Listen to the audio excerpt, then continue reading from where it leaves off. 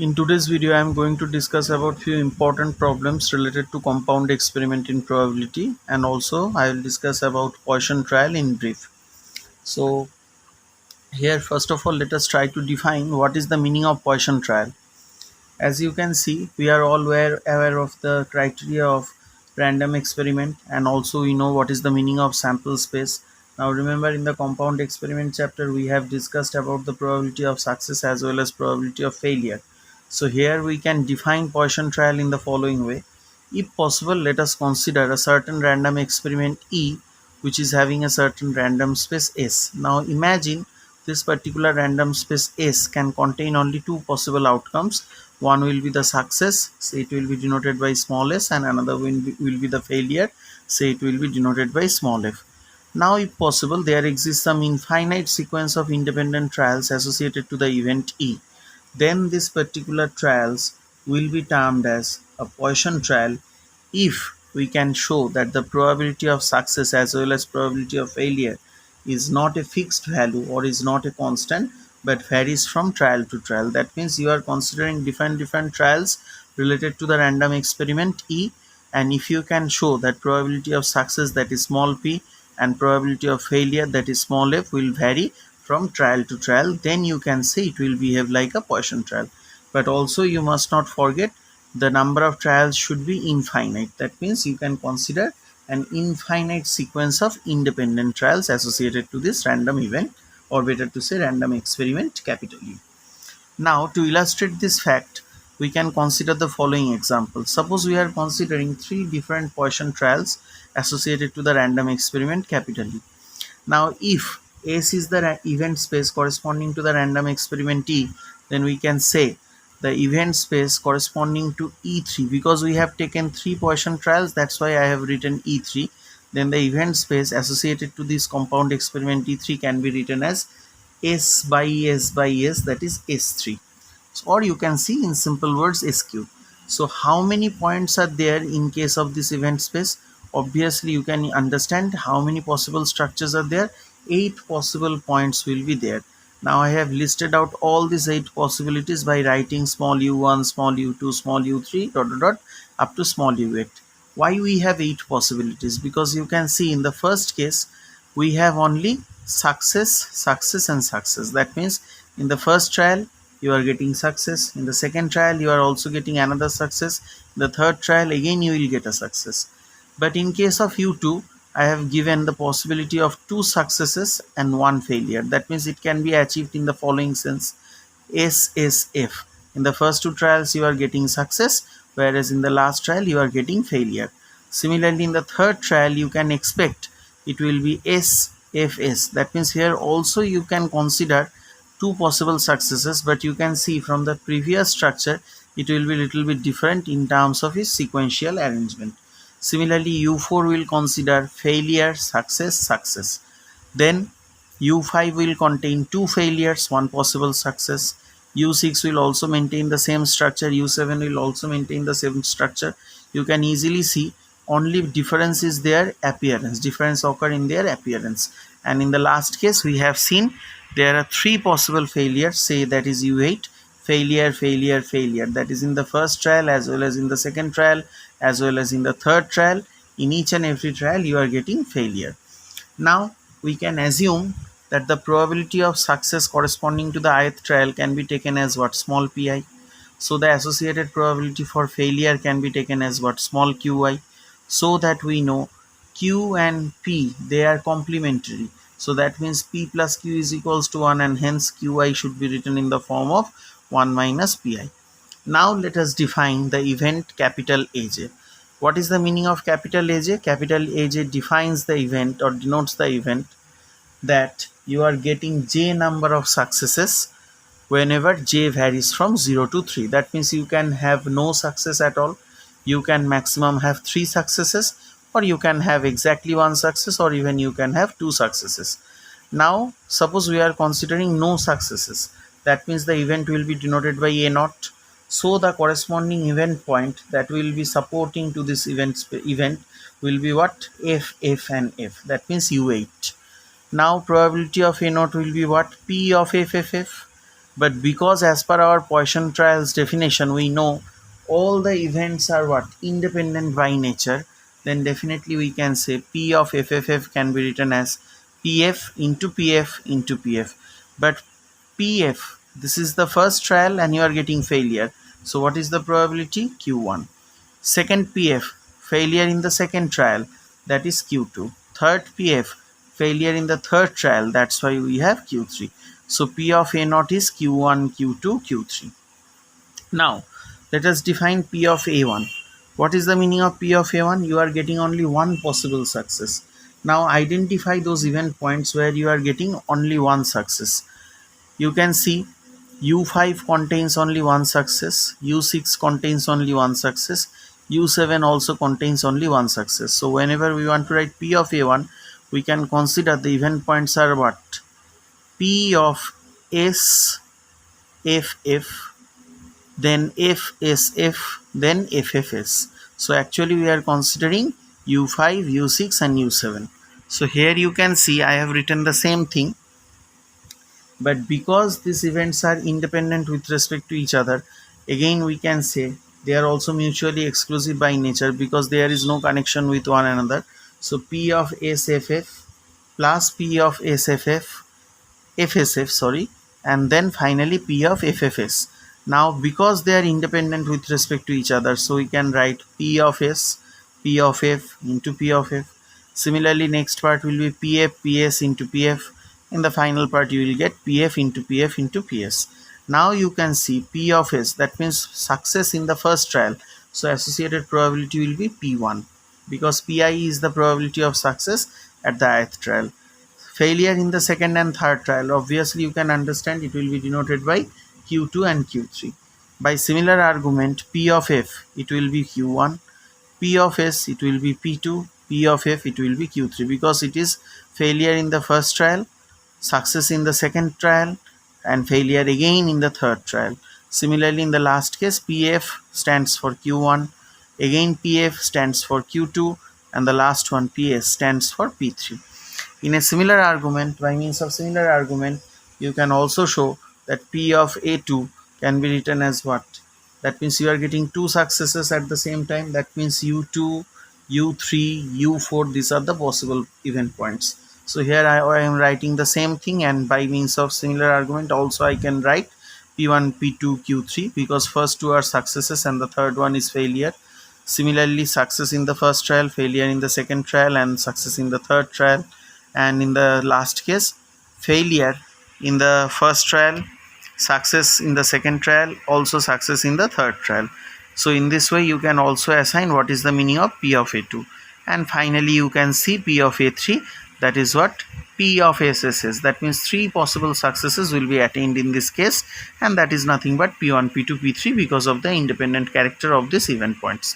So ultimately you can see all these event points are mutually independent, and you can consider here only three possible Poisson trials. You can extend it further. So actually whenever we want to consider the probability of success or even probability of failure in each of these trials, it is not constant at all. It may vary from one trial to another trial. So that's why it can be considered as an example of Poisson trial. So this is an example of Poisson trial along with the definition. You must go through this definition as well as for your own convenience you must check this example. Now let us consider few important problems, and I have taken all these problems from the exercise of the book of Amritava Gupta. So the first problem, even I have written for your convenience the exact question number as per my book. Exercise number 4.9. So let us discuss about question number 20. Now this is not a case of Poisson this is not a case of Poisson trial, rather it will be a case of Poisson approximation. Now let me remind you, all of you can remember, I hope so, what is the meaning of binomial law and what is the meaning of Poisson approximation to that binomial law. Whenever you are considering number of trials is equals to n with probability of success small p, and if n is very large in comparison to p, I mean to say n is very large and p is very small, then we cannot take them simultaneously. Rather we have to consider a new quantity, a constant, say mu, which can be obtained by taking the product of those two expressions, that is NP, so that we can say mu is of moderate value. And with the help of that mu, we can approximate the binomial law to a new form, that is called Poisson approximation to that of binomial law. So in the first problem, you can see I have given the question. A card is drawn from a pack of full cards, obviously from a pack of full cards, or for a pack from a pack, these two things are same, and replace 260 times. That means every time you are drawing a card and you have to replace it, then you have to find out the probability of obtaining the queen of hearts 4 times. That means simply you can imagine the problem like this. Total number of trials is what? N equals to 260, and probability of getting a queen of hearts can be considered as your success. So I have written the same. We have probability of obtaining queen of hearts in a single draw of a card from a full pack of hearts cards will be nothing but 1 by 52, because we all know total we have 52 number of cards, and obviously queen of hearts is exactly 1. So that's why you can say 1 by 52 will be the required probability in this case. But we have to define the event of getting a success. Now what does it mean? You can say in this problem the success is what? Success is getting a queen of hearts, and then the probability of success, that is small p, will be what? 1 by 52. Now here every time the card drawn is replaced, and that means number of cards remains fixed for before each and every draw. So that's why n is equals to 260. It is fixed for each and every trial. But here you can see n, that is quite large in comparison to p, that is p is what? 1 by 52, and hence you can assign a new constant mu by considering the product of n and p. Obviously you can understand np will be 5, so it has a moderate value. So by Poisson approximation of the binomial law, we can say the required probability of getting a queen of hearts exactly up to 4 times is what? E to the power minus mu to the power I by factorial I. Here I denotes the number of successes. So getting queen of hearts 4 times means you have to attain the probability of exactly 4 successes. So I should be 4. Mu as obtained earlier, it is equal to 5. So just put these values, you will get the desired answer. So this is the solution of this problem. Now similarly we can consider another problem which is also an application of Poisson approximation to that of binomial law. This is question number 19, taken from the same exercise. The question is, what is the probability that in a company of 500 people only one person will have birthday on New Year's Day? Now obviously we don't know what is the criteria of that new year. It can be a leap year or even it can be a non-leap year. That's why you can see in the question it is mentioned that 1 year is what? 365 days. That means it is a non-leap year. Now here we can consider the event of getting a person who has been selected at random, whose birthday is on the New Year's Day, can be considered as a success. So exactly you have to identify, just like the previous problem, what is the probability of success in this case. So total number of days in a year as per given question 365, and only one person satisfies the required criteria that his or her birthday will fall on the first day or New Year's Day. So that means P will be what? 1 by 365. Now here how many people you have selected? 500. So number of trials is equivalent to the number of people. So n can be taken as 500. P is what? 1 by 365. So that mu again can be calculated in the form of np, because p is quite small in comparison to n. So mu will be 500 by 365. Cancelling the common factor 5, you will get 100 by 73. Now you have to use the Poisson approximation corresponding to binomial law. And what is the criteria? You can easily understand. So by Poisson approximation, corresponding to the binomial law, the probability that only one person will have his birthday on New Year's Day will be given by what? E to the power minus mu to the power I by factorial I. But in this case you can understand number of successes, that is only one person should have his birthday on New Year's Day. So I should be equal to 1 in this case. So just put the value of I is equals to 1 and mu is equals to 100 by 73. Accordingly you will get this result. So this will be your required answer. Now let us discuss about another problem which is to some extent little bit different. This is nothing but question number 11. Here we have to find out, or in fact we have to prove that the most probable number of heads in 2n number of throws of a coin is n, and that the corresponding maximum probability lies between 1 by root 2n and 1 by root over 2n plus 1. Now here also, if you are considering a coin tossing experiment, we all know probability of getting a head, if we consider that one to be a success, is considered to be what? P is equals to half. Total number of trials, better to say Bernoulli trials, will be equal to what? 2n, because 2n times you have thrown the coin. So you can easily understand 2n plus 1 into P will be what? N plus half. So most probable number should be an integral value. So that's why let us take the greatest integer of n plus half, which will be definitely what? N. Now, if possible, let capital P is the corresponding maximum probability. Now, don't get confused with small p and capital P. Small p is the probability of success, that is probability of getting a head while throwing a coin. That means in any trial, probability of success will be small p, that is half. But capital P, as per our assumption, it should be the corresponding maximum probability as desired in the question.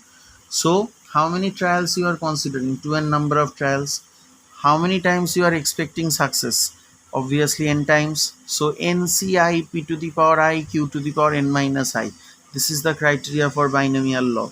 N will be replaced by 2n, total number of trials, I, number of successes, that will be n. So NCI will be 2ncn. Then p to the power I, that means p refers to half to the power n. Then q to the power n minus I. Q means what? 1 minus p. So 1 minus half, that is also half, 2n minus n. Now this part can be rewritten as 2n factorial by n factorial into n factorial, because I think we all of us can remember NCR is what? Factorial n by factorial r into n minus r factorial. 1 by 2 to the power n, 1 by 2 to the power n remains intact. Now 2n can be written as 1, 2, 3, 4 dot dot dot 2n minus 1 into 2n. Factorial n is 1 to n. Here also factorial n is 1 to n. Now directly I have written this expression 1, 3, 5 dot dot dot 2n minus 1, 2, 4, 6 dot dot dot 2n. To understand this or to realize this one, for our own convenience, let us take a smaller value. Suppose n equals to 5. If n equals to 5, so 2n will be 10. So in this case 1, 2 dot dot dot 2n, that means numerator will look like 1, 2, 3, 4, 5, then 6, 7, 8, 9, 10, 1 to 2n. Then denominator is 1 to n, 1, 2, 3, 4, 5. This is one part, and also 1, 2, 3, 4, 5. This is another part.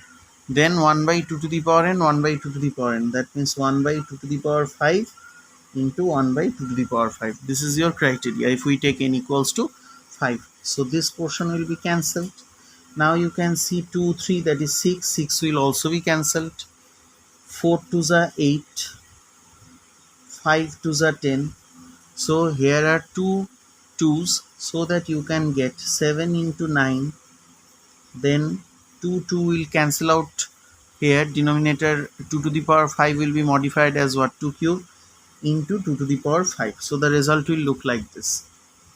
Now intentionally we are multiplying 135 in the numerator.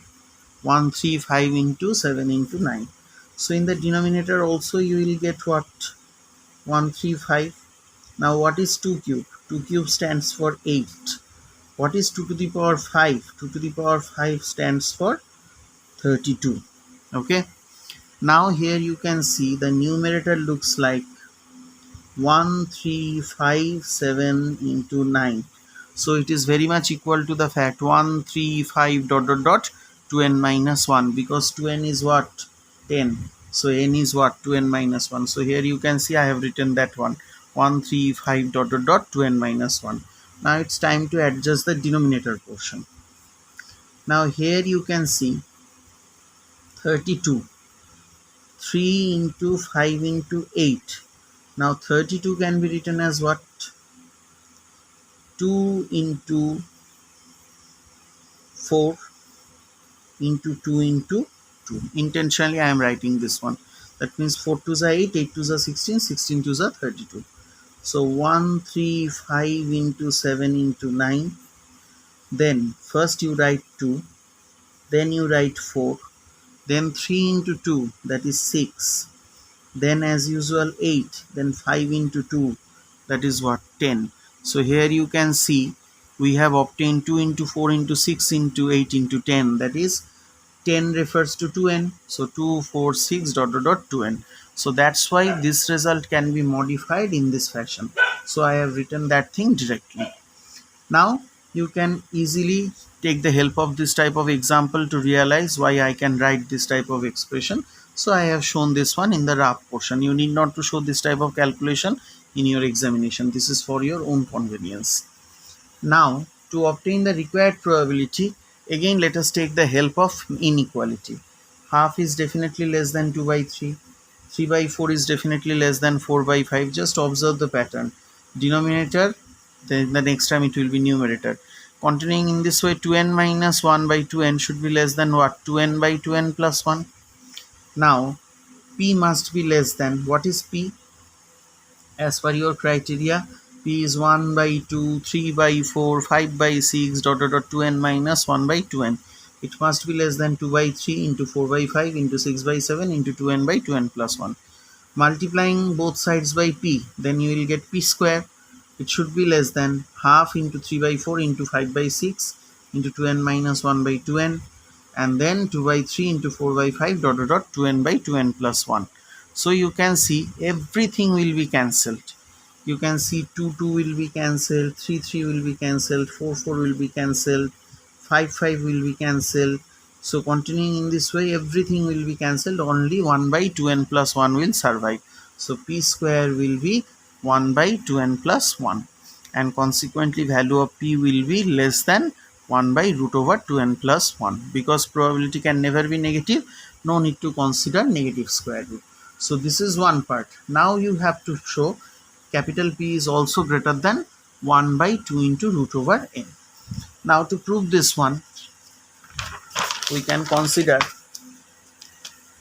the opposite technique. Here we are saying 3 by 4, this is greater than 2 by 3, 5 by 6, this is greater than 4 by 5. Similarly 2n minus 1 by 2n, actually this one, this is greater than 2n minus 2 by 2n minus 1. So again you can write the expression for p. This time p is greater than what? Half into 2 by 3 into 4 by 5 dot dot dot 2n minus 2 by 2n minus 1. Multiply both sides by p. Accordingly you will get this structure, so that you can obtain p square is again greater than what? 1 by 2 into 2n, because this part will survive finally after cancellation. So p will be what? 1 by, p will be greater than 1 by 2 into root over n. So combining these two results, we can say the required maximum probability should lie between two distinct quantities. One is 1 by 2 into root over n, and the second one is what? 1 by root over 2n plus 1. And this completes the proof of this problem. So you can prepare all these problems for your examination. I hope so. I can if you have any problem, then I can try to solve those problems. If you have any problem, then definitely you can ask me. And also remember the definition of Poisson trial, that is very important. And don't mix it up with Poisson approximation. Poisson approximation is one thing, Poisson trial is another thing. Poisson approximation comes as a limiting case of binomial law, whereas Poisson trial is behaving like an independent trial, where you have obtained infinite number of trials, or better to say infinite sequence of trials will be there, in which every possible trial you will see the probability of success and failure will not be constant. So don't get confused over these two things. Thanks for watching, and prepare all these questions properly. Thank you.